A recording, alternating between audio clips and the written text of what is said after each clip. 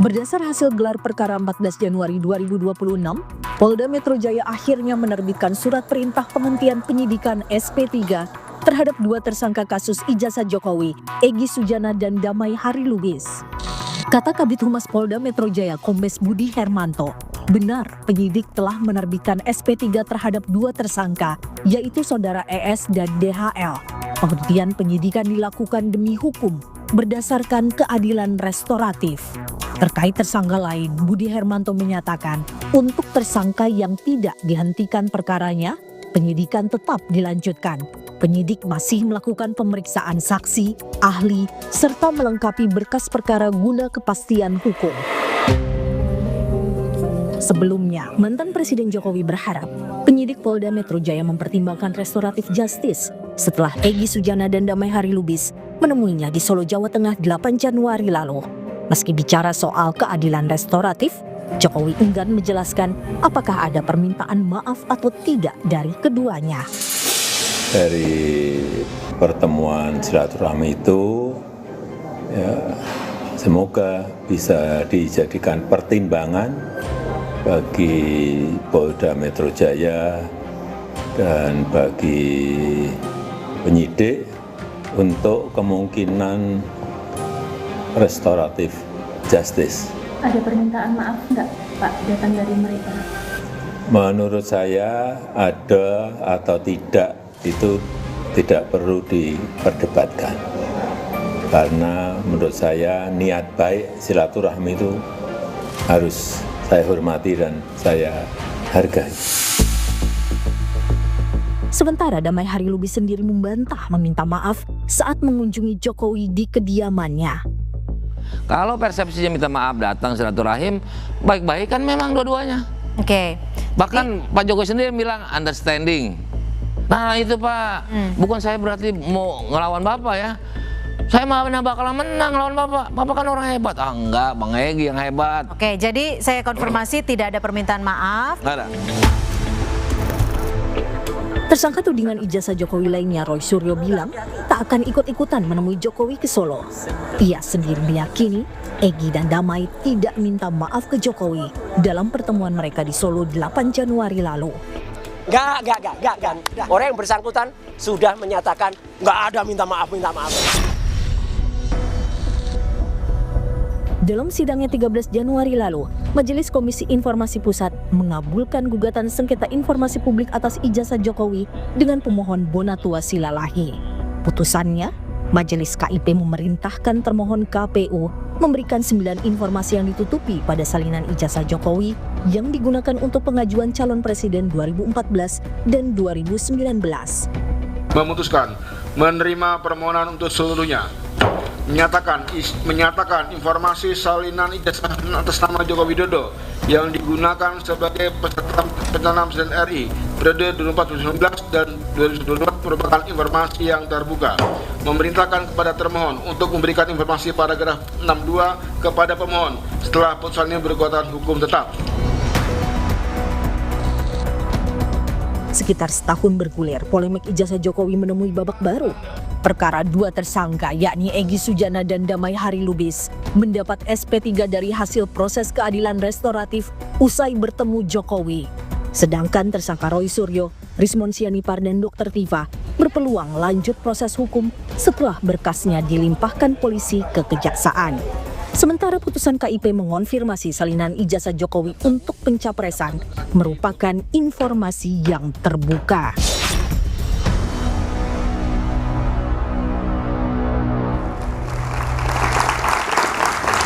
Halo, selamat malam saudara. Bola liar kembali menggelinding ke hadapan Anda. Drama polemik ijazah mantan Presiden Jokowi masuk babak lanjutan. Polda Metro Jaya menerbitkan surat perintah penghentian penyidikan SP3 tersangka penuding ijazah palsu Egy Sujana dan Damai Harilubis. Keduanya di SP3 beberapa waktu setelah menemui Jokowi di kediamannya di Solo. Seolah kontras, berkas trio tersangka Roy Suryo, Rismon Sianipar, Dr. Tifa telah diserahkan penyidik ke kejaksaan, namun statusnya belum P21 atau dinyatakan lengkap. Di luar ranah pidana, Komisi Informasi Pusat mengabulkan gugatan Bonatua Silalahi dan memerintahkan KPU memberikan informasi yang ditutupi pada salinan ijazah Jokowi.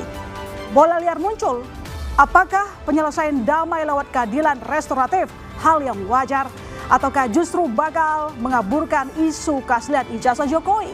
Apakah dengan keluarnya SP3 untuk Egy dan Damai Hari Lubis justru akan menggantung tersangka lain seperti Roy, Rismond, dan Dr. Tifa? Saudara, inilah Bola Liar bersama saya, My Sister Tarigan. Kita ulas topik malam ini, saya menyapa Roy Suryo, tersangka kasus ijazah Jokowi. Selamat malam, Mas Roy. Malam. Tetap palsu.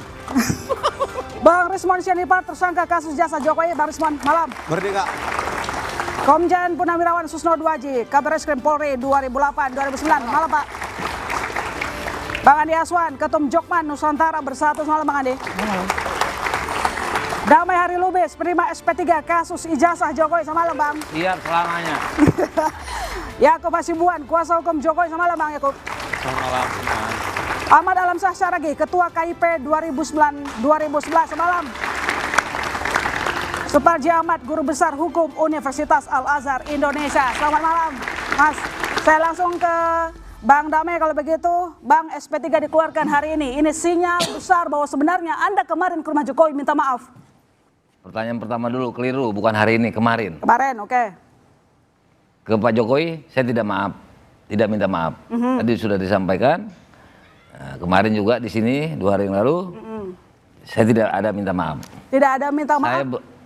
Tapi tidak lama berselang Anda dari rumah Jokowi keluar restoratif justice. Benang merahnya di mana? Masa kan nggak ada apa-apa lalu kemudian benang keluar merahnya aja? adalah pada saat gelar perkara saya dan Bang Egy mengajukan nota pembelaan.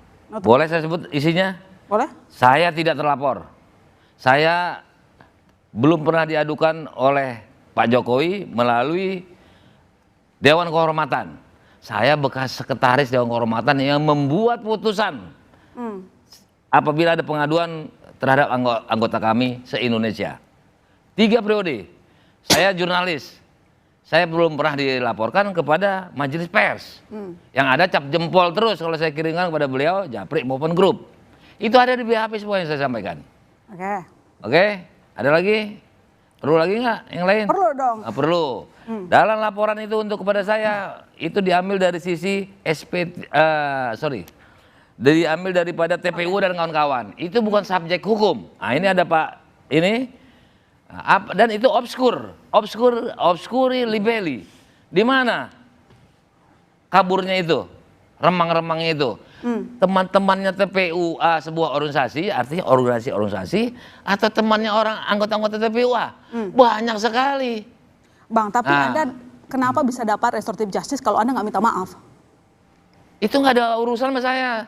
Restoratif itu KUHAP, kita kepada penyidik, bukan kepada beliau. Itu sisi hukum KUHAP. Begitu juga beliau kepada sana. Dan nyatanya saya tanggal 13 meneken.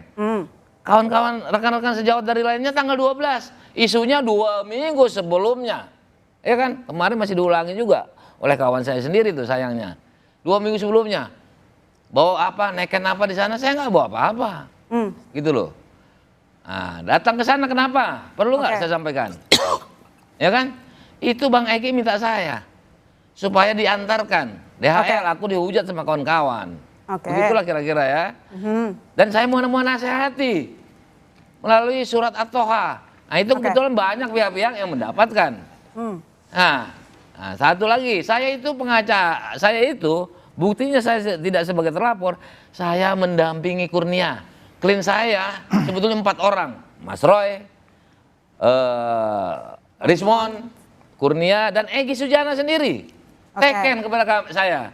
Cuma yang baru sempat saya praktekkan ada Kurnia. Kalau saya tidak menjadi pengacara, kalau saya terlapor, tentu saya diusir oleh penyidik di ruangan itu. Nggak bisa mendampingi Kurnia dari A sampai habis. Terima kasih. Pak Susno, tanpa minta maaf, bisakah restoratif justice diterbitkan? Baik, ini bagus sekali ya. Perkara ini adalah laboratorium nasional di bidang hukum. Kita bisa melihat bagaimana praktek hukum di Indonesia. Ya, apakah jalannya bagus atau tidak? Oke, kita kembali sempitkan lagi kepada SP3. Apakah ada kaitannya dengan RJ? apa tidak? Karena RJ itu kan kedua belah pihak harus saling memaafkan. Dan RJ itu sebenarnya di dalam hukum acara pidana kita yang dulu, yang dimana kasus ini terjadi, itu belum ada. Belum diatur secara hukum. Nah, di UHAP yang baru, ya Pak Prof, itu diatur. Persoalannya kita belum membaca, mungkin beliau yang sudah baca, Pak Damai ya, apa dasar daripada SP3. SP3 itu 1, tersangka meninggal. 2, tidak terbukti. 4, delik aduan tapi dicabut, dan sebagainya dan sebagainya. Apa pertimbangannya? Itu akan lihat. Kalau misalnya di dalam pertimbangan itu dicantumkan bahwa telah terjadi RJ. Nah, berarti ada karena RJ, bukan karena tidak terbukti, bukan karena dan sebagainya.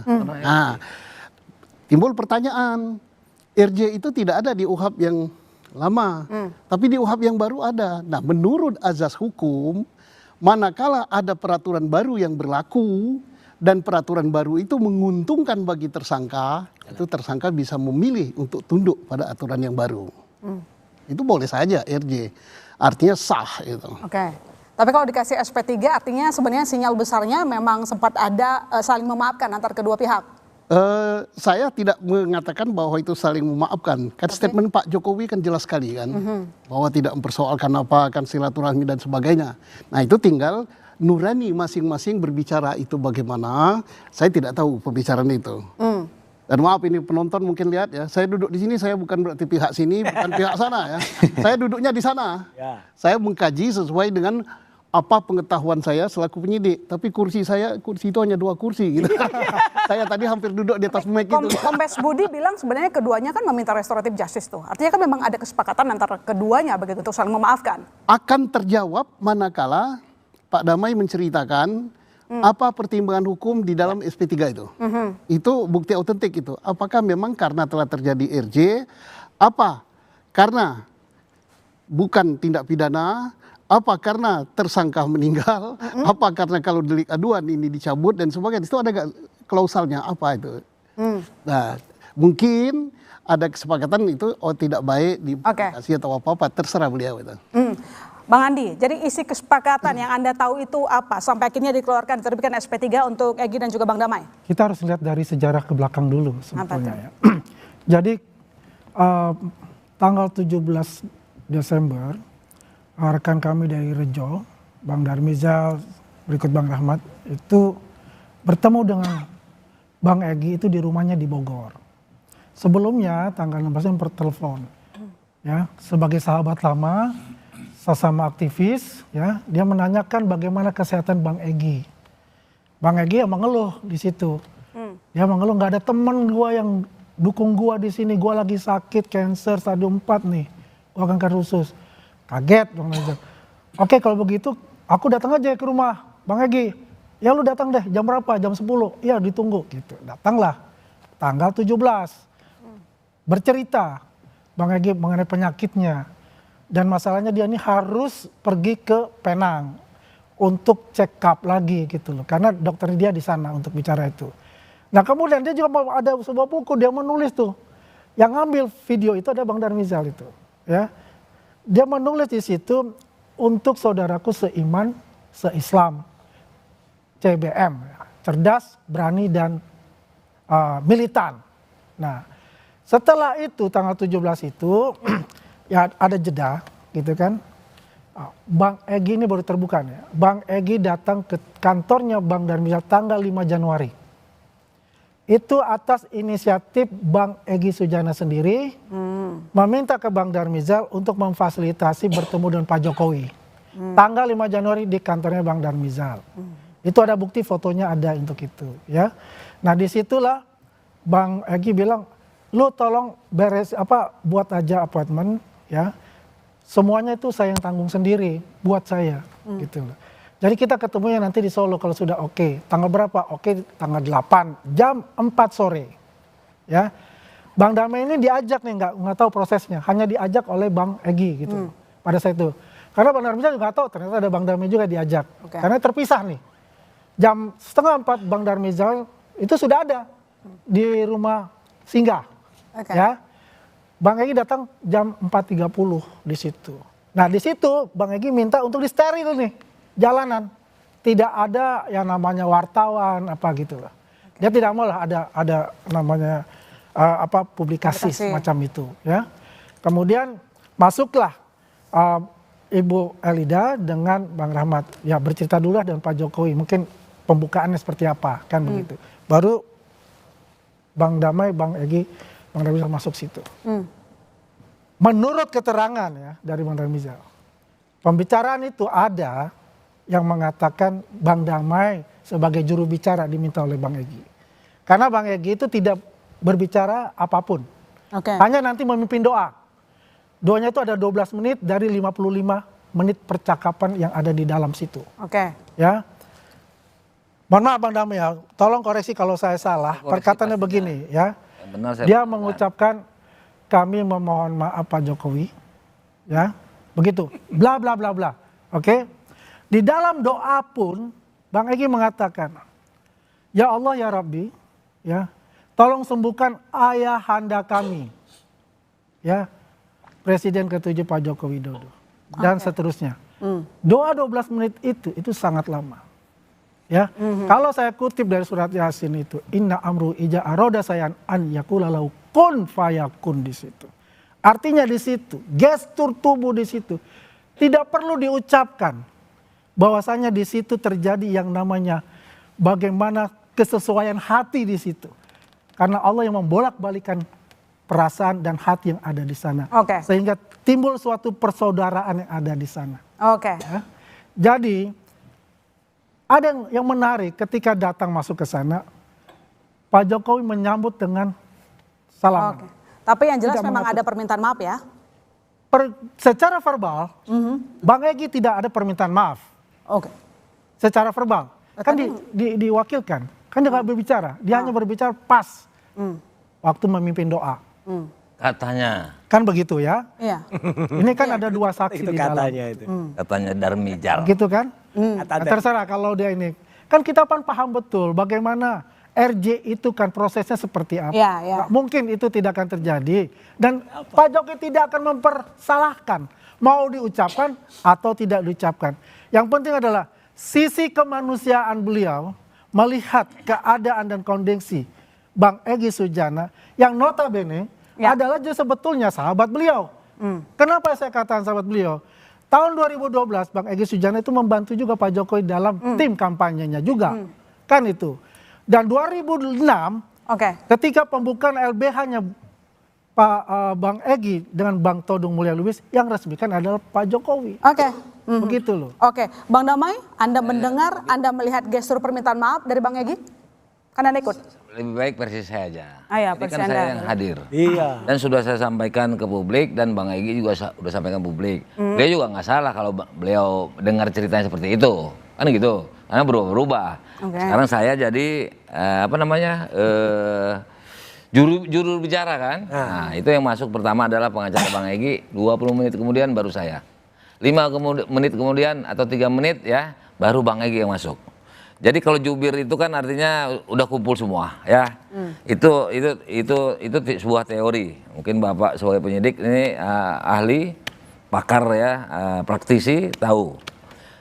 Setelah itu saya kembali kepada tanggal 16 April. Ini gambarannya hampir sama. Saya bicara secuil artinya. Ketika Ibu Kurnia, saya ngatur duduk itu. Bu Kurnia kau perempuan, kau di tengah, kau duduk. Supaya agak adem. Karena kita kan ini isunya mau geruduk. Padahal suratnya klarifikasi, ya kan, silaturahmi dan investigasi. Investigasi ini dibolehkan dalam rangka peran serta masyarakat. Setelah bicara berdua, Pak Damai. Tanya dulu. Artinya saya sampaikan, Pak Jokowi apa yang sudah sampaikan kawan-kawan ini cukup. Ibu sehat Pak, itulah saya. Nah kemarin saya gambarkan seperti itu juga ketika Bang Egy menyampaikan bla bla bla bla semua kan, termasuk Pak Jokowi saya kesini bukan minta maaf. Saya minta maaf salah saya apa? Karena menurut Undang-Undang nomor 31 ini yang saya dengar. Undang-Undang Nomor 1 tahun 2014 tentang Lembaga Perlindungan Saksi Korban pasal 10, saya ini nggak bisa dilapor. Apalagi saya ini dilindungi oleh undang advokat dan lain-lain.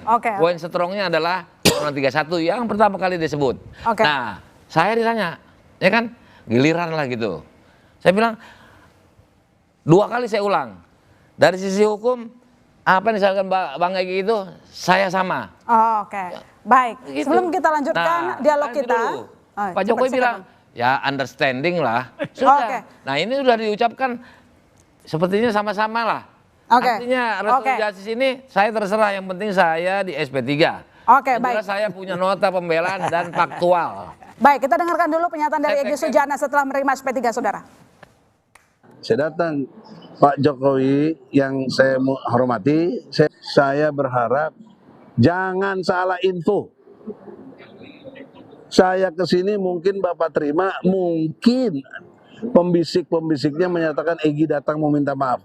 No way, jelas ya. Saya datang bukan untuk minta maaf. Itu saya sampaikan depan beliau. Nggih, itu saya senang dengan kebaikan beliau luar biasa dalam akhlak ya, akhlak. Kalah saya. Nah, lalu yang saya menarik lagi, Bapak Jokowi yang terhormat, dia menyatakan saya harus bagaimana. Nah, disitulah baru ada RJ itu. Saya minta perintah Kapolri kepada Kapolda, Kapolda kepada Dirkrimum, cabut cekal saya dan SP3-kan saya. Itu yang saya bilang tuh. Dia langsung reaksi. Pak Sarip, ajudannya, panggil polisi. Nah, saya baru tahu di sana ada polisi, bukan saya didampingi polisi. Mas Roy, Anda masih yakin tidak ada permintaan maaf dari Bang Damai dan juga Bang Egy? Saya lebih percaya statement langsung dari Bang Egy yang tadi siang itu di Bandara Soekarno-Hatta dengan Bang Damai Lubis daripada para termul yang hanya dengar-dengar dari orang lain. Itu jelas, tidak ada minta maaf dan sudah jelas bahwa Bang Egy juga menyatakan mengutip surat At-Toha, ya, mengibaratkan bagaikan Nabi Musa dan Nabi Harun datang ke Fir'aun. Jadi apakah yang di Solo itu Fir'aun? Ya saya nggak ngerti itu kata-katanya Bang Egy. Meskipun sudah diterbitkan SP3, Anda tetap yakin? SP3 itu, nih aku udah pegang nih suratnya SP3.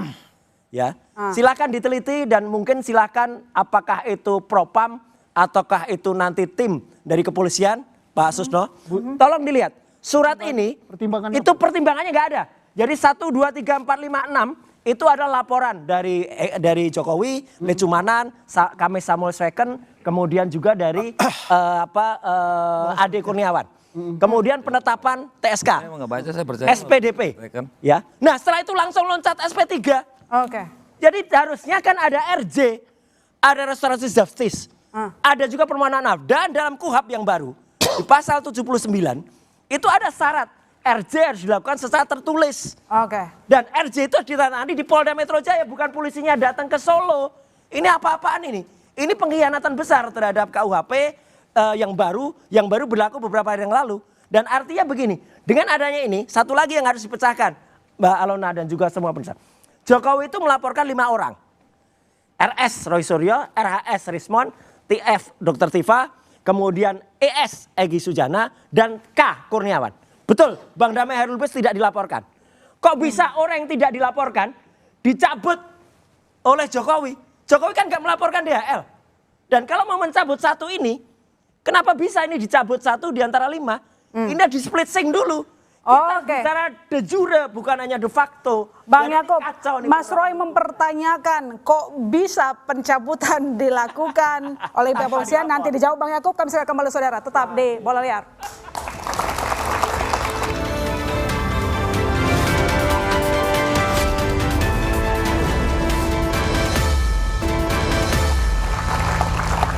Oke baik Pak Susno, jadi berarti memang restoratif justice harus ada yang namanya pertimbangan ya? Harus ada minta maaf dan kalau memang itu bisa dilihat di SP3-nya. Saya kira pegang SP3-nya. Pak Yakub ada pertimbangan dalam restoratif justice atau enggak?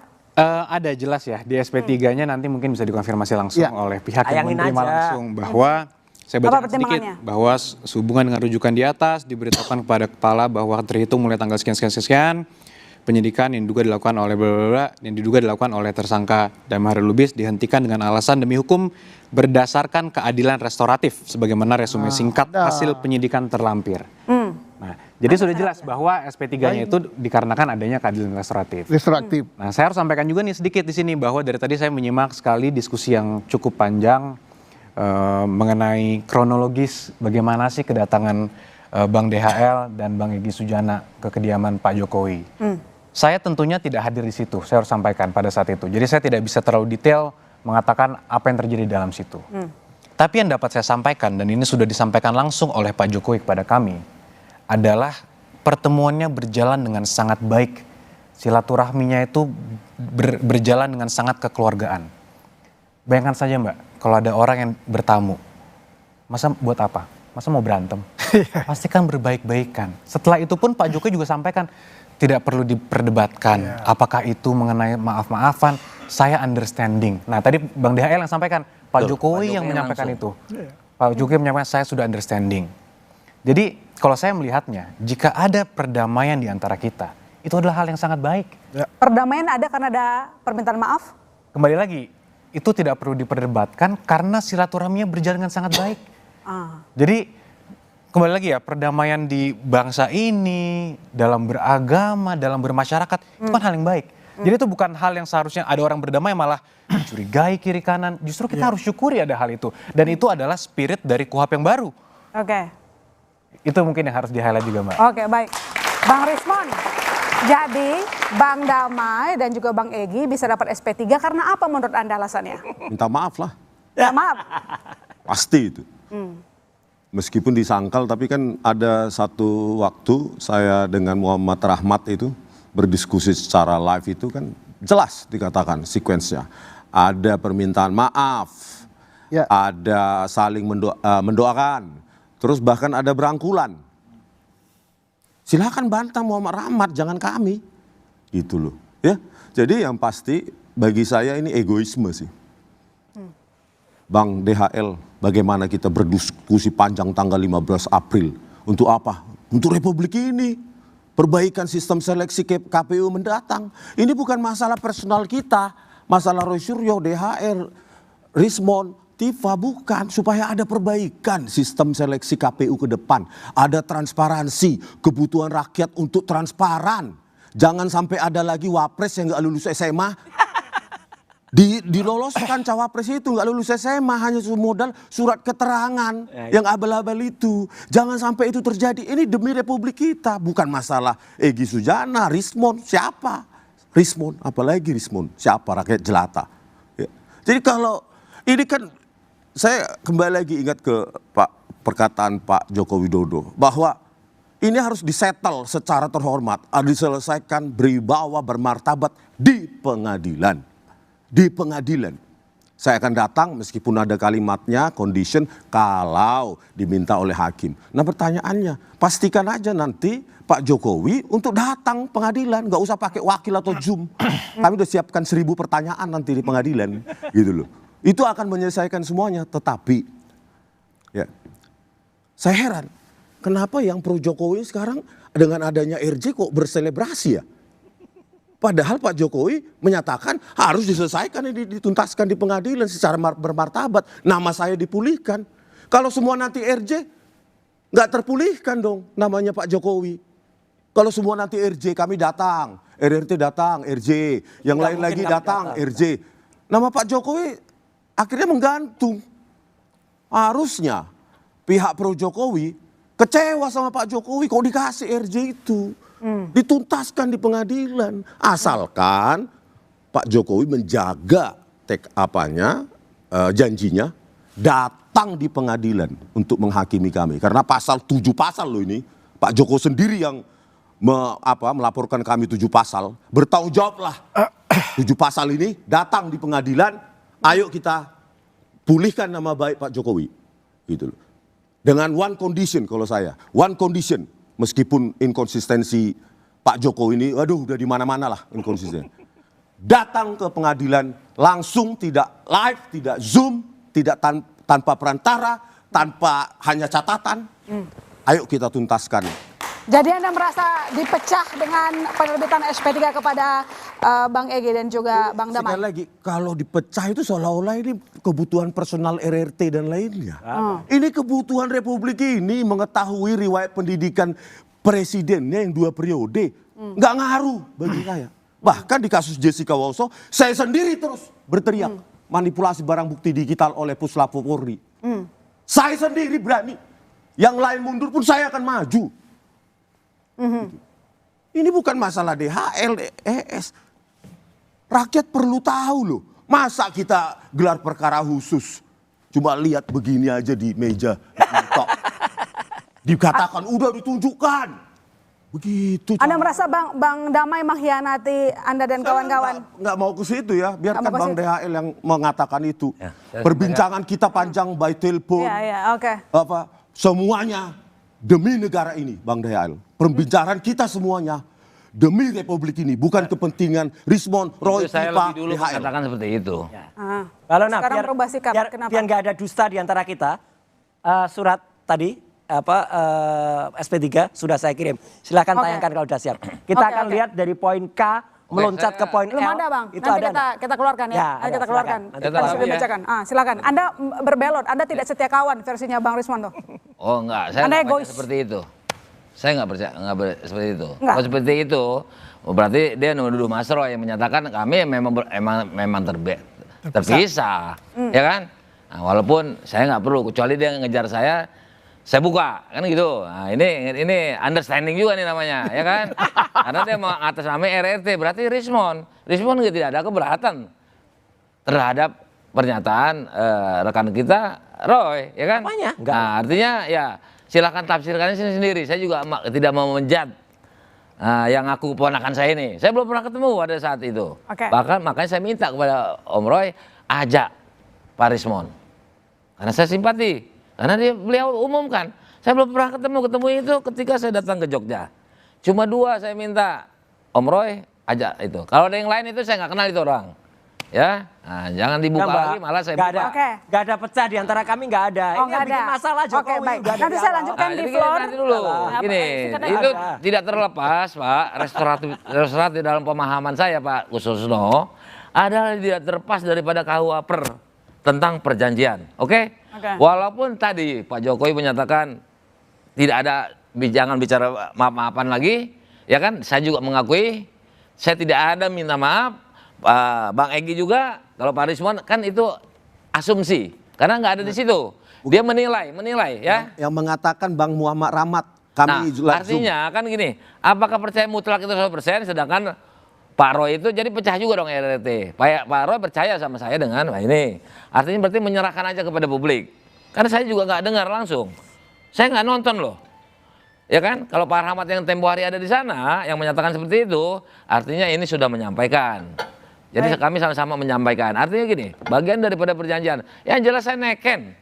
Ketika pihak di sana meneken, saya neken itu kan udah jadi. Neken ya kan? RJ itu, neken RJ. Neken RJ, tanggal 12, saya ngaku kan. Bohong tanggal 12, saya 100% bohong. Tapi saya tidak mengupas tentang pengacaranya Egy. Jangan-jangan sebelumnya atau apa saya nggak mau tahu. Saya tanggal 13 neken. Artinya mau diartikan. Itu restorasi. Pak Suparji, jadi bagaimana ketika SP3 diterbitkan? Apakah ada tanda-tanda tidak ada jadi kalau dibilang Anda? Bang, gantian Bang. Sebentar dulu. Posisinya udah di depan masih bicara. Ya, pertama supaya ini tidak menjadi bola liar. Kembalikan pada aturan hukum yang berlaku. Memang bola liar. Memang bola liar acaranya. Maka kita arahkan seperti itu, jadi bola liar. Yang kedua, sesuaikan dengan fakta yang ada, masalah, dan berikan solusi yang tepat. Faktanya adalah ada perkembangan tentang kasus dugaan ijazah palsu ini yang di SP3.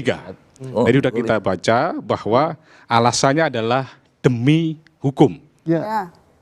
Dan kita harus mengacu bahwa ini prosesnya penyidikan, dan dalam KUHP yang baru, pasal 361 KUHP itu ketika perkara dalam proses penyidikan, penuntutan, maka penyelesaiannya menggunakan KUHP yang lama. Tetapi secara material bahwa nanti menggunakan KUHP yang baru, kecuali yang menguntungkan atau meringankan bagi seorang terdakwa. Jadi clear di situ. Maka kalau kita mengacu pada konteks keadilan restoratif, pada dasarnya kan bergeseran dari keadilan retributif menjadi keadilan restoratif. di mana pada dasarnya adalah sebuah musyawarah untuk mencapai kesepahaman antara pelaku dengan korban untuk memulihkan korban tadi itu. Ya tentunya salah satu instrumennya adalah jika merasa dicemarkan nama baiknya, merasa difitnah, maka kemudian ada instrumen untuk permohonan maaf. Maka untuk itu memang secara clear keadilan restoratif itu diatur di pasal 79 sampai 88 KUHP yang baru. Dan itu mekanismenya mulai dari penyidikan, penuntutan, sampai di persidangan. Dan kemudian ada syarat-syarat, bukan residivis, maksimal 5 tahun, dan kemudian ada perjanjian di penyidikan dan sebagainya. Maka dalam hal ini, bahwa memang mensyaratkan, tadi itu understanding, kesepahaman tadi itu, ada permusyawaratan. Maka dalam hal ini sebetulnya sudah terpenuhi alasan berhenti demi hukum. Demi hukum itu tadi Pak Jenderal mengatakan salah satunya kalau delik aduan maka pengadunya adalah mencabut. Mungkin juga karena daluarsa, karena meninggal dunia, yaitu nebis in idem, maka demi hukum ini sudah dihentikan. Maka alasan dihentikan perkara ini SP3-nya demi hukum karena adanya keadilan restoratif. Mestinya diperjelas lagi keadilan restoratif karena adanya pencabutan aduan dari pihak pelapor. Tadi persoalannya adalah Bang Damai ini tidak orang yang dilaporkan. Tapi kemudian sebetulnya keadilan restoratif ini seperti apa? Apakah ada pencabutan demi hukum yang mana sebetulnya ini? Ini yang mendalam adalah yang perlu diuji demi hukum yang mana. Penjabarannya adalah demi hukum keadilan restoratif. Nah keadilan restoratif antara siapa dengan siapa? Nah ini yang sebetulnya menarik. Tetapi persoalannya adalah bahwa perkara ini sebetulnya adalah nanti lebih baik Bang Resmond tadi itu sampai ke pengadilan. Supaya apa? Tidak sekedar saling memaafkan, tetapi yang paling mendasar adalah bagaimana kebenaran yang sebenar-benarnya terungkap. Bagaimana kedoliman tidak terjadi kelaziman. Bagaimana akhirnya penonton tidak kecewa. Tetapi kemudian kita bukan senang kita ada berperkara, tetapi masyarakat menunggu kebenaran yang sebenar-benarnya itu. Oke, demi hukum yang mana pertanyaannya nanti sekarang kembali saudara, tetap di Bola Liar.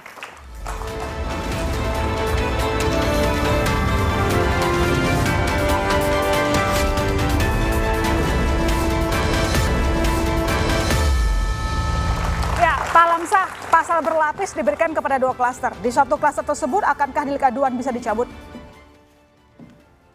Pak. Sorry, gimana? Ya, gimana? Sorry. Ya, tadi kan ini saya ke KIP dulu deh kalau begitu. Dengan adanya RJ, kemudian juga proses pidana, kemudian kemarin kita lihat ada putusan untuk KIP. Apakah ini akan membuka babak baru ataukah ada benang merahnya? Oke, kalau di Komisi Informasi itu kan yang dia putuskan itu adalah status informasi karena dia punya tujuan untuk memastikan bahwa hak orang untuk mengakses informasi itu layak untuk dipenuhi atau tidak gitu ya. Nah permintaannya kan saya lihat itu bukan cuma sekedar salinan, termasuk juga di situ kalau Bonatua kemarin meminta sampai prosedur, verifikasi, ke UGM juga ada minta SOP dan lain sebagainya. Dengan kata lain sebetulnya pemohon informasi itu ingin mengetahui prosesnya sampai di mana dan apakah dilakukan sesuai dengan SOP. Putusan ini yang terkait dengan salinannya sendiri itu menyatakan bahwa dokumen salinan yang disertai dengan penghitaman oleh KPU RI itu tidak beralasan secara hukum. Jadi semua yang dihitamkan di dalam dokumen ijazah itu harus dibuka dan diberi waktu kalau sesuai undang-undang 14 hari setelah diterima putusan untuk memenuhi. Jika tidak dalam 14 hari itu silahkan keberatan gitu ya. Jadi kalau dalam 14 hari nanti KPU tidak melakukan keberatan ke pengadilan ya berarti putusan Komisi Informasi inkrah dan kemudian ijazah itu mulai dari sekarang mungkin sampai 1000 tahun lagi mungkin ya harus diberikan salinannya seperti itu. Jadi kalau saya lihat manfaatnya satu bahwa salinan ijazah itu adalah dokumen yang memang terbuka.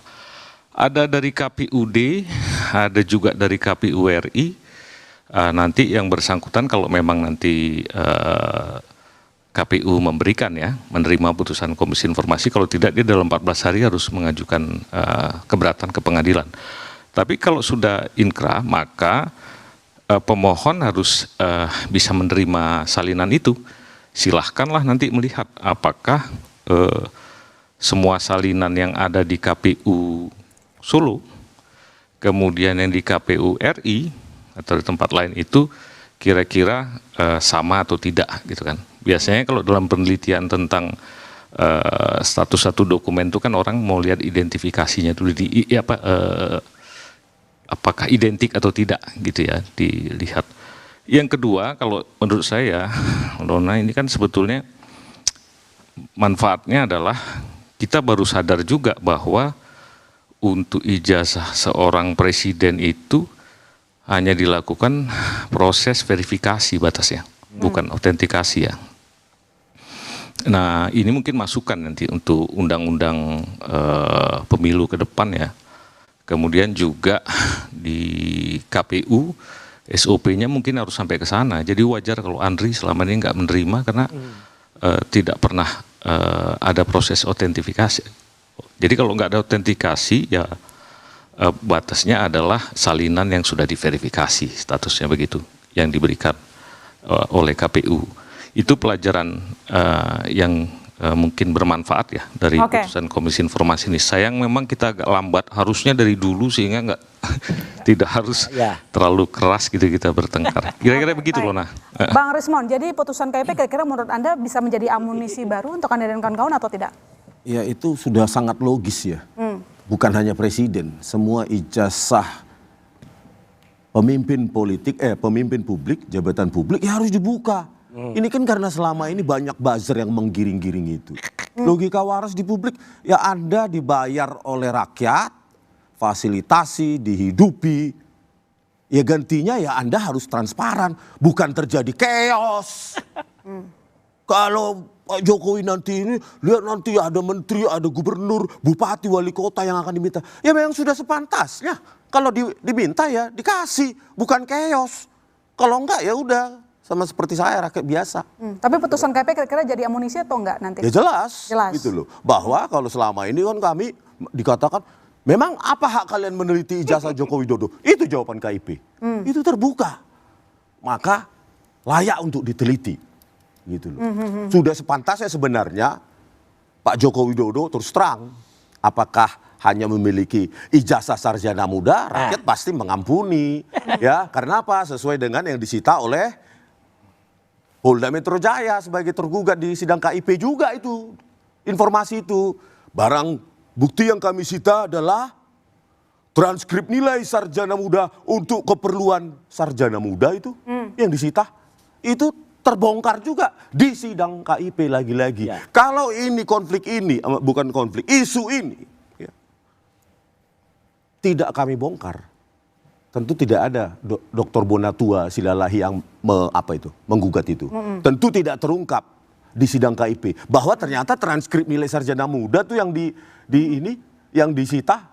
Oke, jadi apa yang kira-kira bisa di dalam lagi dengan salinan ijazah itu? Banyak sekali ya. Memang informasi warna itu tentu hilang akibat salinan, fotokopi dari warna menjadi grayscale atau keabuan. Tetapi ada informasi lain, yaitu posisi letak huruf relatif terhadap penguncinya. Apa itu penguncinya? Logo UGM. Di situ posisi kalau bergeser berarti tidak pada waktu yang sama, pada periode yang sama. Karena satu plate itu tentu tidak bergeser. Itulah yang kami tuliskan di JWP. Belum lagi analisa glip dan bentuk huruf. Makanya saya bilang kalau ini memang mau dilanjutkan ke pengadilan oleh Pak Jokowi, ya tentu 1000 pertanyaan akan kami tuliskan itu, akan kami Saya tambahin dikit Pak Alona.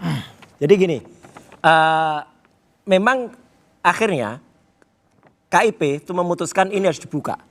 Dan karena ini sifatnya adalah hitam putih seperti tadi diterangkan oleh Bang Rismon, tidak ada informasi warna yang bisa muncul. Tapi artinya putusan KIP itu mengikat kepada 5 KPU. Tadi sudah disebutkan. KPU pusat itu untuk Pilpres 2019-2014. KPU DKI untuk 2012, KPU Solo untuk 2005-2000. Nah ini nanti kita punya kunci. Tapi kan sebenarnya yang diputuskan itu cuma salinan, Mas Roy. Gak apa-apa, bukan hanya salin. Nanti kita akan bisa melihat apakah pelegalisasi ini benar atau enggak posisinya. Apakah pejabat dekan Fakultas Kehutanan yang menandatangani itu ada atau enggak. Di sini misalnya ada Profesor Dr. Muhammad Naim.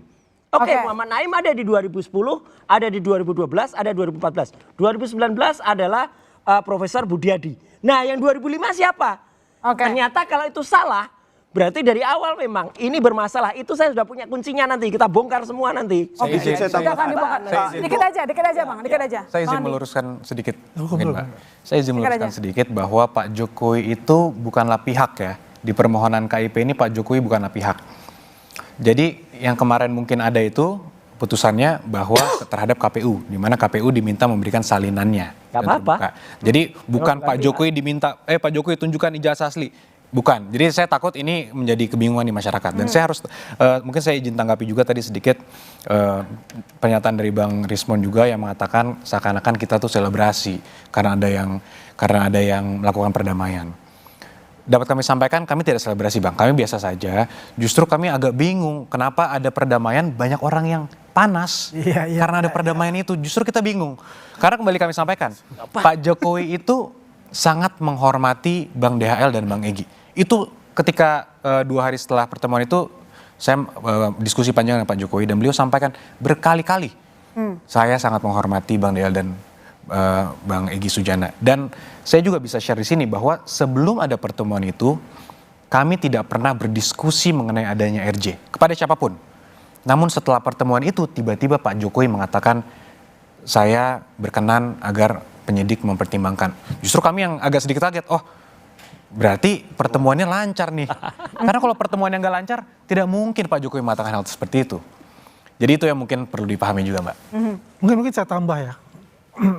Jadi kalau kita lihat di sini, inilah sosok dari kenegarawan dari Pak Jokowi dan sosok dari humanis Pak Jokowi. Ya kan? Karena apa? Aspek kemanusiaan itu yang dikedepankan. Sebaik-baiknya manusia adalah menolong sesama manusia. Ya, itu penting kita katakan itu. Ya. Jadi artinya apapun yang dilakukan Pak Jokowi, ya kalau mungkin pihak sana mengatakan macam-macam dan sebagainya, tapi kita membuktikan di sini konsistensi beliau sudah mengatakan kalau bicara katakanlah maaf memaafkan, terbuka untuk beliau. Memang proses hukum itu tetap berjalan. Disitulah kita lihat bagaimana sosok humanis beliau ya melihat kondisi dari Bang Egy Sujana ya yang membutuhkan untuk berobat ke luar negeri, melanjutkan pengobatan ke luar negeri. Ada celah mengenai RJ itu, ya itulah yang dibicarakan untuk itu. Ingat, bukan hanya Pak Jokowi sendiri, ini ada 3 pelapor yang lain. Hari Senin mereka semua sudah tanda tangan, gitu loh. Maka muluslah keluar namanya SP3 itu. Senin. Ya? Jadi itu Selasa. kuncinya. Jadi kira-kira karena ada 2 klaster dengan penerapan pasal yang berbeda, apakah RJ masih terbuka untuk Roy CS? Kami segera kembali saudara, tetap di Bola Liar. Nanti Abang.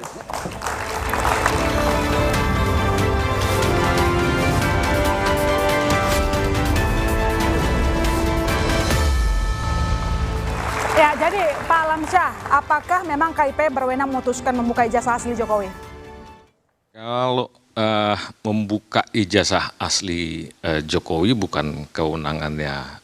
Ya KIP bisa kalau ijazah aslinya sedang dipegang oleh badan publik. Kira-kira begitu ya. Nah ijazah aslinya kan hari ini bahkan masih di Polda dan itu statusnya adalah barang bukti untuk proses penegakan hukum. Biasanya kalau di Komisi Informasi kalau dia masih dalam proses penegakan hukum mereka tidak akan menyatakan kepolisian harus memberikan.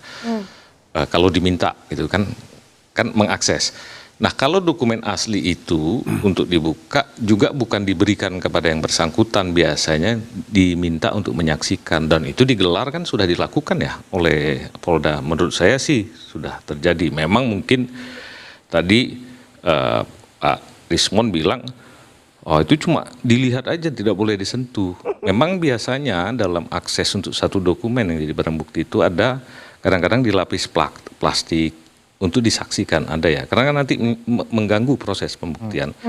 Bahkan di beberapa tempat, bahkan pengalaman saya pernah disediakan sarung tangan yang agak tipis supaya orang bisa meraba tapi tidak merusak gitu ya. Nah, apakah kemarin dilakukan situ atau tidak ya tentunya ada SOP-nya sendiri di Polda ya. Polda yang akan lebih tahu tentang itu. Tapi setidak-tidaknya bahwa menyaksikan itu sudah diberikan aksesnya. Walaupun ya tentunya kalau cuma menyaksikan kan teman-teman tidak bisa membandingkan dengan salinan di tempat yang lain. Tapi barang itu sekarang ada. Yang paling penting kan nanti kemudian di proses pengadilan akan terjadi pertarungan lagi tuh. Pertanyaannya dari kubunya RRT pasti akan bilang, apakah sudah dilakukan pemeriksaan tuh otentikasinya? Mungkin lapor bilang sudah. Kalau mereka tidak setuju, saya tidak tahu apakah hakim memberikan kesempatan nanti untuk men-challenge-nya dengan hasil tes juga oleh institusi yang lebih independen. Itu wilayah yang mungkin pakar hukum pidana yang bisa lebih menjelaskan ya nanti di sana. Tapi setidak-tidaknya dari Komisi Informasi itu sudah tidak perlu lagi memutus untuk ijazah asli itu karena toh sudah ditunjukkan ya. Saya membayangkan kalau toh nanti itu disengketakan untuk melihat putusan Komisi Informasi juga akan sama. Diperbolehkan untuk melihat di badan publik yang menguasainya. Tapi kalau Jokowi bukan badan publik karena dia pribadi. Nggak bisa dipastikan di Komisi Informasi. Batas itu saja sebetulnya Lona. Saya sih berpikir mudah-mudahan supaya bermanfaat untuk semua ijazah dari para pejabat publik ke depan itu sudah tidak perlu berdebat lagi. Mas Roy bukannya udah lihat kemarin digelar perkara khusus? Lihat itu gak bisa menentukan. Saya aja yang udah pengalaman puluhan tahun fotografi, langsung bisa memastikan kalau foto yang ada di sini itu palsu. Itu foto cetakan baru. Tapi jelas yang kemarin tuh ada plastiknya di atasnya. Plastik itu menghalangi kita untuk bisa merasakan yang adanya emboss. Jadi kalau ada seseorang yang punya jari yang bisa tembus plastik, lah itu mungkin orang super itu. Nggak mungkin bisa merasakan, ini lihat ini plastik. Apa mungkin dirasakan emboss? Nggak ada. Jadi kemarin di Solo, ada yang bagus sekali pada saat sidang Citizen Lawsuit. Ada Mas Rujito membawa ijazah asli milik almarhum kakaknya, namanya Pak Bambang. Itu dibuktikan, bahkan ditunjukkan ke wartawan ini. Kemudian silakan difoto, silakan dirasakan, jelas betul itu embossnya emboss fakta, emboss real. Kalau kemarin yang saya lihat pada saat gelar perkara khusus, itu bisa juga itu printing emboss. Jadi bukan emboss, jadi artinya apa? Karena saya tengok dari samping gini, timbulnya nggak ada. Kalau emboss itu timbulnya ada dan kita bisa merasakan itu kalau dibalik. Yang ada di Solo, Mbak Alona, itu bahkan bisa dilihat, bisa dirasakan. Itu makanya Pak Alamsyah, ketika di Solo itu real banget. Dan lucunya, ketika kemudian ditanyakan ke lawyernya Jokowi, ya bukan timnya lain ya, timnya yang tim Solo, dia mengatakan kami nggak bisa membawa ijazahnya karena tidak dipinjamkan oleh Polda Metro. Lah kalau hakimnya fair, kalau hakimnya benar-benar jujur, dia jelas akan memutus. Ini ada ijazahnya, Jokowi nggak bisa hadir ijazahnya. Itu udah jelas. Jadi Citizen Lawsuit itu penting banget. Tapi mungkin nanti kalau untuk kasus ini Mas Roy itu kan nanti ijazahnya itu kan yang asli yang punya Pak Jokowi di pengadilan juga bisa dilihat ya. Ya, ini pengadilan Solo juga Pak. Ya tapi bisa hadir. Untuk khusus yang ini ya, kalau nanti lanjut menurut saya, disitulah sebetulnya ultimate-nya menurut saya nanti akan ditentukan. Dan saya sih harus tidak diuji ada lagi. Saya tidak punya pretensi untuk menyatakan ini asli atau palsu. Tapi nanti kita tunggu aja di pengadilan. Bang Yaakob, printing emboss katanya. Inilah justru bukti bahwa kami tetap berpandangan ini tetap harus sampai ke pengadilan, Mbak. Ya. Karena walaupun sudah terjadi RJ untuk beberapa orang, tetap pandangan kami tetap firm bahwa kita butuh ada suatu putusan pengadilan yang menyatakan ini. Agar Pak Jokowi bisa mendapatkan kepastian hukum dan juga keadilan. Kepastian hukum kenapa? Karena sudah mengenai ini kan diskusinya siapa yang bisa menentukan. Kalau A bilang begini, kita bilang asli, UGM sudah menyatakan asli, semua sudah bilang asli, tapi tetap ada yang meragukan. Bagaimana? Satu-satunya melalui putusan pengadilan. Pak Jokowi membuka ini nggak kesempatan RJ kepada Mas Roy, Arismon, Dr. Tifa? Kalau rumah Pak Jokowi kan selalu terbuka untuk semua orang, Mbak. Rumah Pak Jokowi ya. Artinya siapapun yang mau datang kan silahkan saja. Tapi kembali lagi, prinsipnya tetap kami membutuhkan suatu putusan pengadilan, Mbak. Oke, Bang Rismon, RJ atau lanjut aja? Kalau semua RJ nanti gimana dong? Nama baik Pak Jokowi nggak bisa dipulihkan. Benar, saya setuju lah. Paling enggak tadi 8 tersangka sisakan 1 tidak RJ gitu loh. Jangan senang malah RJ. Jadi kalau memang mau dipulihkan ya jangan semua di RJ-kan, sisakan 1 misalnya. Lanjut Yang pertama tanggapan saya kepada Pak Yakub.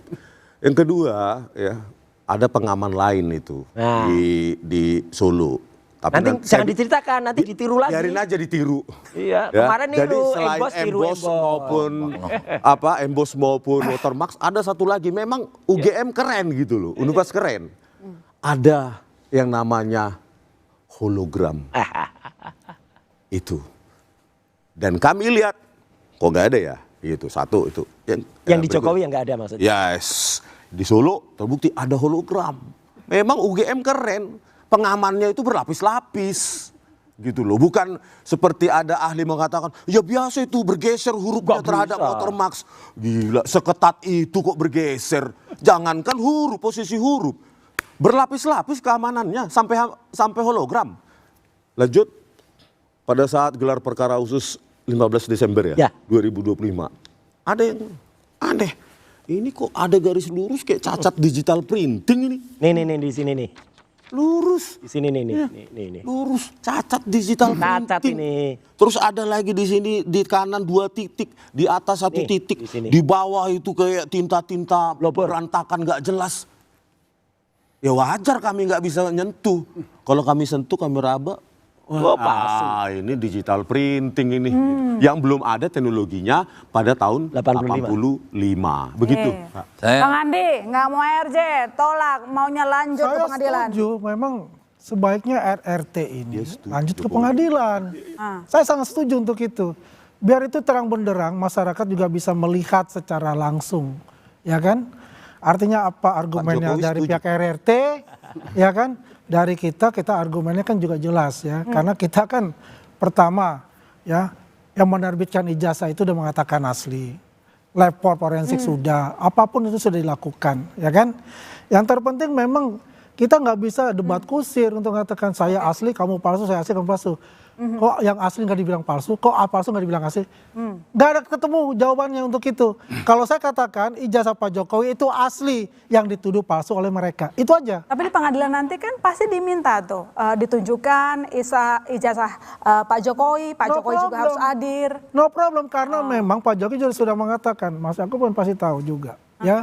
Kalau diminta oleh pengadilan untuk hadir, apalagi dia adalah saksi pelapor, ya pasti akan hadir. Tidak takut menghadapi mereka semua, karena keyakinan kita ya bahwasanya itu adalah ijazahnya asli, ya kan? Bohong aja orang. Artinya kalau kita lihat ini, apalagi yang kamu akan dustakan RRT ini. Siap diladeni Bang Rismon. Bagaimana mungkin ijazahnya asli sarjana muda, transkrip ijazahnya sarjana penuh S1, tapi transkrip nilainya sarjana muda.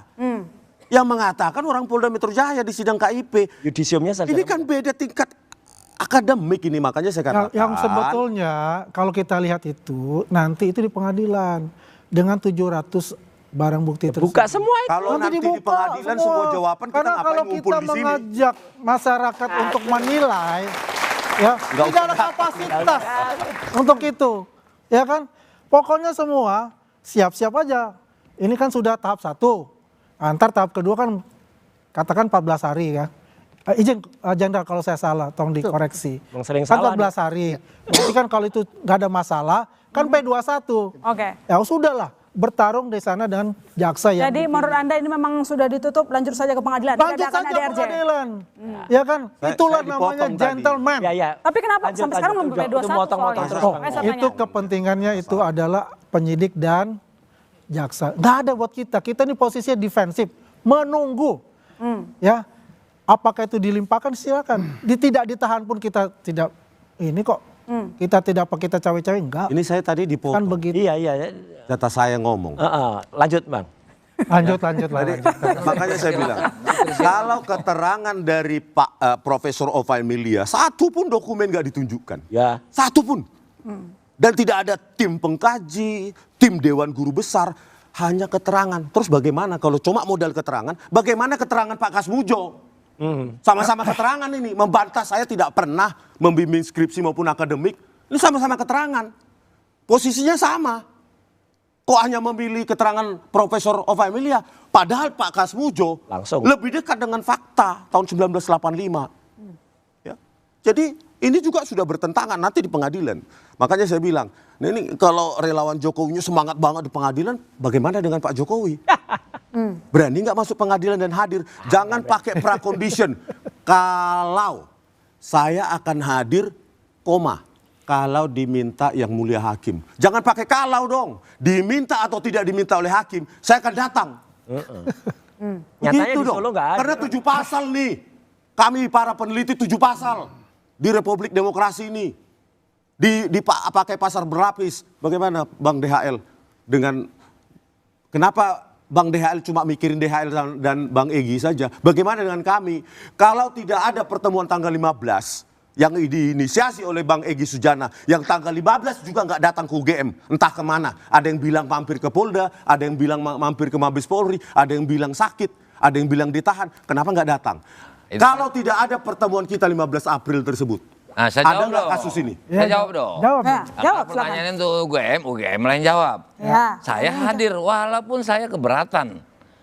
Saya bilang saya tidak meminta. Nah, ini tertulis ini. Tanggal 15 Desember saya tidak minta untuk diadakan gelar perkara. Kenapa saya diundang? Namun saya menghormati penyidik, saya menghormati lembaga Polri, saya hadir. Tentunya saya hadir. Ya kan, 1 jam paling lama, itu juga dipotong istirahat, saya pulang. Kabarnya sampai setengah 12. Bang Egy saat itu di mana? Tanggal 15 April? Ini Desember yang dibeli. Iya 15 April 2020. Kan ada pengacaranya di situ.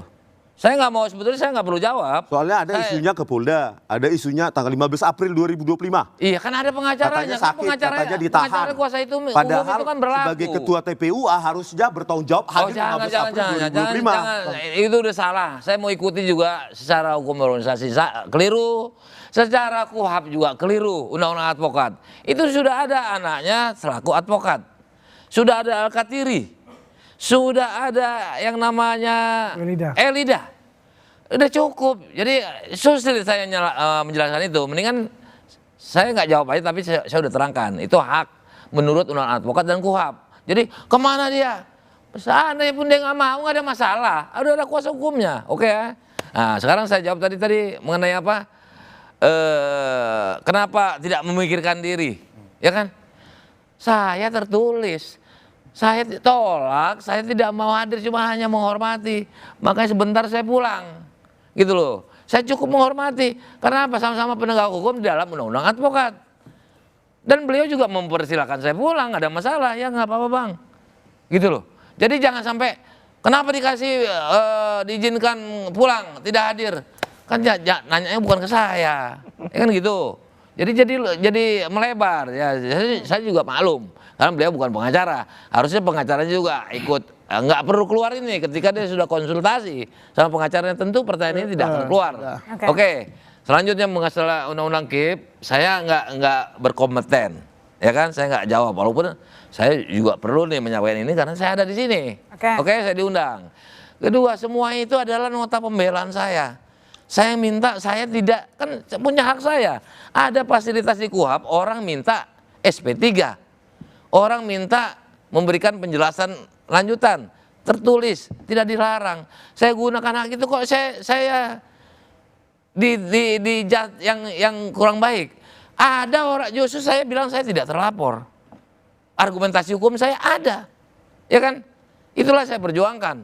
Apalagi saya pengacara sesungguhnya. Nah, sekarang ada orang yang terlapor. Tidak, dulu. Ini penting sekali. Ada yang terlapor. Tidak, kepanjangan, jangan bilang gitu Pak. Ini buat bela diri saya, Bapak kan ini tadi panjang. Kok giliran saya nggak boleh? Nggak mau saya semua orang saya lawan kalau nggak benar. Walaupun dia kawan saya. Intinya itu intinya. Jadi maaf Pak ya. Bapak mungkin baru ketemu saya. Saya nggak peduli Profesor Ali kemarin tuh. Ya kan, intuitif dia bicara. Ya. Kenapa? Oke, saya ini. Karena tadi bilang saya buang waktu, padahal saya tadi banyak diam. Jadi ada orang yang tidak terlapor. Sorry, itu saya. Ada yang terlapor tidak jadi tersangka, mereka diam. Kan kurang ajar itu. Ada di luar ini yang terlapor tidak jadi tersangka. Cuma teriak-teriak, saya sampai darah penghabisan, saya akan bongkar. Apa hubungannya bongkar dengan itu?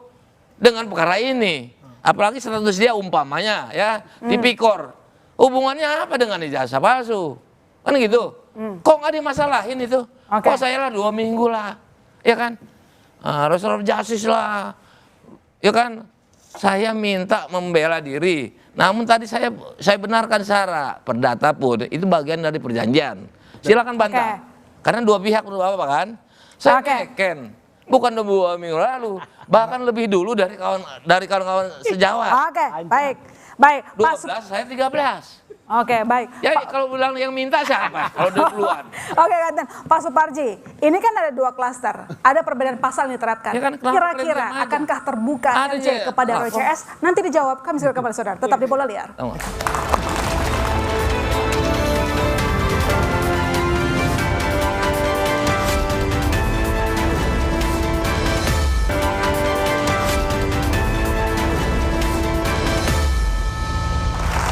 Suparji, singkat saja, masih terbuka RJ untuk Roy CS dengan perbedaan pasal dan klaster? Ya, pertama kita senang perdamaian, cinta perdamaian. Tapi jangan sampai perdamaian dengan ada dusta. Jangan sampai perdamaian tidak berlandas pada kebenaran. Jangan sampai kedamaian tanpa kepastian hukum. Maka menurut saya, jalan pengadilan adalah jalan yang terbaik untuk merepresentasikan sebuah kebenaran. Saya kira Mas Roy, Bang Rismon, dan Dr. Tifa sulit untuk terwujud RJ. Karena memang berkomitmen untuk menuju ke pengadilan. Tapi pada sisi yang lain, apa? Kenapa sulit? Karena memang satu alasannya sulit tercapai kesepakatan. Sulit untuk saling memaafkan. Sulit tercapai perdamaian. Dan ancaman hukumannya juga di atas 5 tahun. Dan banyak teknis yang kemudian menjadi kendala. Dan komitmennya adalah membawa ini untuk mengungkap kebenaran secara terbuka, ada sebuah rekonstruksi fakta berdasarkan alat bukti yang didukung dengan barang bukti. Saya mengutip Bang Jenderal tadi, Pak Jenderal tadi, bahwa ini jadi laboratorium hukum bagi bangsa Indonesia. Dari KIP tadi ada pembelajaran yang menarik. Bagaimana ke depan verifikasi diganti dengan autentifikasi. Jadi itu yang betulnya kita kapitalisasi dalam proses perkara ini menjadi lebih baik bangsa dan negara ini. Oke, jadi Mas Roy, dengan adanya SP3, apakah Anda melihat memang proses pembuktian organisasi palsu sengaja untuk dibatasi, sengaja untuk dihalangi? Sekali lagi, kalau saya tetap menghormati ya apa yang dilakukan oleh Damai Hairul Lubis dan Bang Egy, karena bahkan siang hari tadi Bang Egy Sujana itu masih WA ke saya, Japri.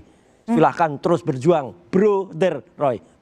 Jadi saya jawab siap. Tapi saya sekali lagi tetap mempertanyakan, karena dalam surat SP3 itu loncat ini. Dari poin K sampai dengan L itu loncat, saya yang tidak bisa tampil ya. Tapi ini jangan ada dusta di antara kita.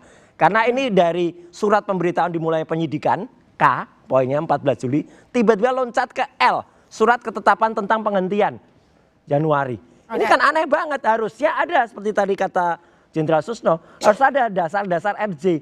Harus ada kemudian tuh kedua belah pihak tanda tangan. Dan itu harus dilakukan di Polda Metro Jaya. Lagi tadi Prof tadi Suparji benar banget. Jadi kalau di atas 5 tahun nggak bisa di RJ.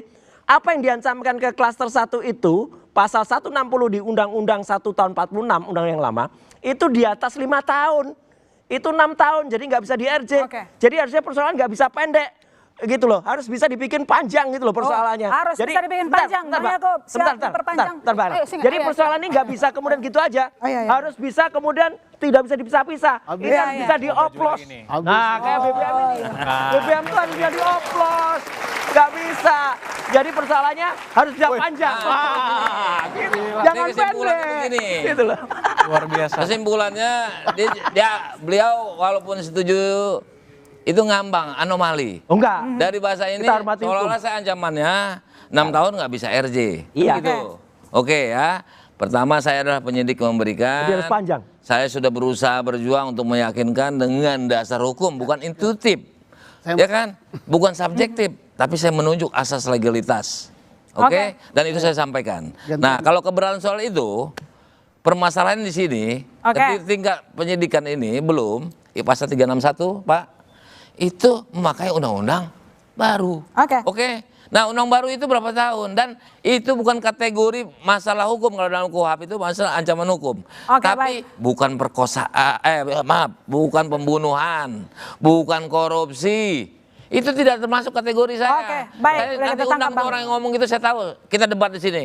Bang Rismon, sudah ada SP3 kepada klaster kedua. Kira-kira apakah Anda yakin bersama Mas Roy, Dr. Tifa memenangkan pengadilan? Tak mau. Ya. Roy CS tak mau. Mau asal Pak Jokowinya yang minta maaf pada rakyat. Ya kan? Sebenarnya dengan ditampilkannya transkrip nilai yang nggak ada tanda tangan dekan, pembantu dekan oleh Dirtipidum itu, sebenarnya itu saya kira sinyal dari polisi udahlah Pak. We have no document yang mendukung itu. Kenapa? Karena ijazah itu lahir dari sebuah proses. Lah kalau transkrip nilainya nggak utuh begitu, tanpa tanda tangan dekan, pembantu dekan, kok bisa ini diklaim otentik?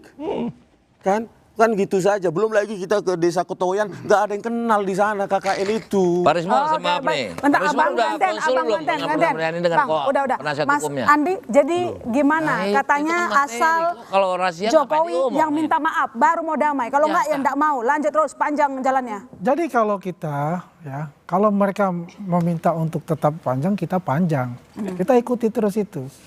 Ya mungkin saya, Ibu Kurnia, ya, kemudian Pak Rizal Fadila, ya, terus Rustam ingin mengikuti jejak Bang Damai atau Bang Egy, ya siap-siap mengantar untuk datang ke Solo kalau mau minta RJ. Dan RJ itu belum tentu akan diterima, kan gitu, ya kan? Ada proses-proses untuk itu, ya. Tapi kalau punya niatan seperti itu, kita terbuka kok, kita bisa antarkan untuk ke sana. Itu satu poin dulu ya. Yang kedua itu ya, kalau kita bicara bolak-balik yang mengenai adanya barang bukti itu, kita lihat di pengadilan aja, nggak usah takut untuk itu. Kita 100% ijazah Pak Jokowi asli. Baik, Bang Susilo. Jadi apa yang bisa kita peroleh di pengadilan? Adanya SP3, ada RJ. Malam ini adalah malam yang paling bagus sesuai judul bola liar. Sekarang kita ciutkan, bola liar itu digiringkan. Judul malam ini, isu ijazah palsu Jokowi, RJ, SP3, kemana arah perkara? Terjawab semua malam ini. RJ sudah terjawab bahwa memang RJ itu sah secara hukum dan polisi tidak salah. RJ ada dasarnya, yaitu kesepakatan dan diakui sudah ditandatangani. Berarti sah RJ itu. Dan itu menurut profesor itu adil. Keadilan berdasarkan retroactive justice. Timbul pertanyaan lagi, apakah akan ada keadilan, kata profesor tadi, berdasarkan kebenaran dan sebagainya, masih ingin sampai ke pengadilan. Walaupun hukum acara kita yang baru itu mengizinkan untuk itu. Timbul pertanyaan, ada yang ancaman hukumannya 6 tahun. Bisa saja, asalkan pasal 6 tahun tadi menurut penyidikan itu tidak terbukti. Yang 6 tahun tidak terbukti, yang 5 tahun ke bawah itu masih dalam penyelidikan atau penyidikan, itu bisa di RJ. Why not? Nah sekarang artinya, apakah perkara ini akan sampai ke pengadilan? Dalam saat ini, sampai mungkin acara ini ditutup, RJ ada, ke pengadilan ada kemungkinan. Tapi ada juga kemungkinan RJ juga. Tergantung di sini. Bang Yaakob, jadi arahnya kemana nih? Ada SP3, ada RJ. Semua RJ juga nggak kira-kira nih? Tadi sudah dirangkum dengan sangat luar biasa oleh Jenderal Susno tadi semua showcase malam ini ya. Tapi pada prinsipnya kami sangat menghormati semua yang disampaikan oleh Pak Rismon, Mas Roy dan semua tersangka. Itu hak mereka untuk melakukan pembelaan tentunya. Tapi oleh karena itulah makanya kenapa kami meyakini sangat dibutuhkan persidangan nanti untuk nanti majelis hakim yang menilai. Karena tanpa itu klien kami tentunya tidak dapat mendapatkan kepastian hukum dan keadilan. Dan dari awal kami melapor kami sudah sampaikan dengan clear bahwa Pak Jokowi, the moment Pak Jokowi masuk ke Polda, masuk SPKT lapor, Pak Jokowi siap untuk hadir di pengadilan. Oke, baik. Pak Alamsyah, jadi nanti pengadilan apa yang bisa dibuka, apa yang bisa didengarkan oleh publik, informasi publik? Kalau pengadilan semua ya terbuka ya. Apa aja kalau terkait dengan salinan? Kalau dengan salinan nanti kan kita akan Ijazah. dengar bahwa dari salinan itu dilihat apakah sinkron dengan yang asli. Yang jauh lebih penting sebenarnya apakah autentikasi itu kemudian valid. Ya. Ya, seperti yang pernah saya sampaikan di sini juga. Nanti kita akan dengar perdebatan di situ apakah carbon datingnya clear, apakah ink datingnya clear, terus apakah semuanya itu memang identik. Saya bukan orang yang terlalu percaya kalau cuma tanda tangan, kadang-kadang agak berubah kalau tanda tangan. Jadi layak nggak kira-kira ijazah asli Jokowi nanti diungkap di pengadilan? Diperlihatkan? Kalau sudah di pengadilan nggak ada yang bisa menghambat kalau hakim bilang bukan. Baik. Ya, jadi saya kira kita tunggu aja lah nanti ya. Tadi udah, mau ngomong apa singkat aja, tapi tadi udah motong soalnya. Pak Roy itu mencegah dirinya sendiri RJ. Jadi penasihat hukum itu saya perlu nasihati. Dia mengancam Pak Roy tidak bisa RJ berarti. Bukan masalah itu. Yang penting karena ada yang takut nanti di pengadilan. Kita buktikan ijazahnya apa. Kita tunggu faktanya di pengadilan. Dengan demikian terima kasih Bapak-bapak telah bergabung. Ibu Laliar, saya masih Kita rekan pamit. Sampai jumpa minggu depan. Jadi bukan